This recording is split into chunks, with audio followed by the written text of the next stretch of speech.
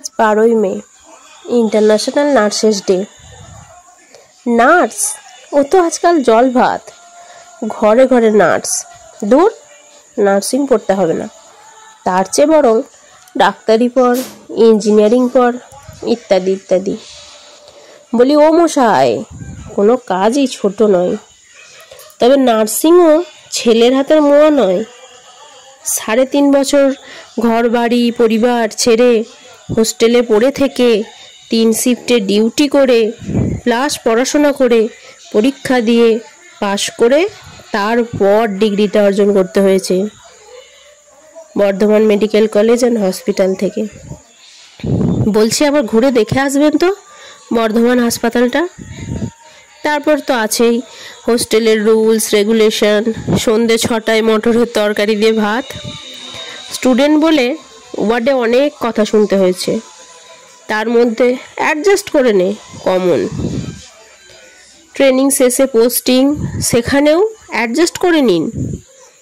মনে পড়ে আমফানের দিন, ইভিনিং শিফট ছিল, টাইম অ্যাডজাস্ট করার জন্য দুপুর 12টায় বেরিয়েছিলাম ঘরের গাড়ি করে, ঝড়ে হেলে দুলে। ম্যাক্সিমাম নাইট করেছি জেরোডল এসপি খেয়ে। কোভিড সিচুয়েশনের কথা না বলাই ভালো। এখন আবার 6 মাস ট্রেনিং করে সিএইচও মানে কমিউনিটি হেলথ অফিসার পোস্ট। বাড়ি থেকে 7-8 কিলোমিটার দূরে পোস্টিং, 9টা 3টে ডিউটি। তাতেও কত কথা, সরকারি জব, যখন খুশি আসো যখন খুশি যাও, বসে বসে মাইনে পাও। বলি সরকার কি আমার রূপ দেখে মাইনে দেয়? ভিজিট থাকলে কোনো টাইম বাউন্ড নেই। যখন সেন্টারে ব্র্যান্ডিং হচ্ছিল তখন সানডেতেও ডিউটি গেছি। ফ্যামিলির কথা বাদই দিলাম, তার বাইরেও কিন্তু আমরা মানুষ, আমাদেরও আপনাদের থেকে একটু ভালো ব্যবহার সহমর্মিতা কাম্য। যাক, বেশি কথা বললাম না, কারণ শেষ হবে না।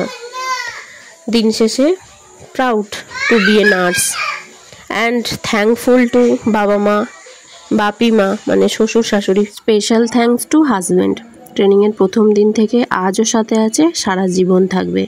প্রত্যেকটা লড়াইয়েও আমার পাশে আছে। তো যাই হোক, আজকে ইন্টারন্যাশনাল নার্সেস ডেতে আমার সমস্ত বন্ধু, কলিগ, সহকর্মী সবাইকে জানাই হ্যাপি নার্সেস ডে। সবাই ভালো থাকবেন, সুস্থ থাকবেন।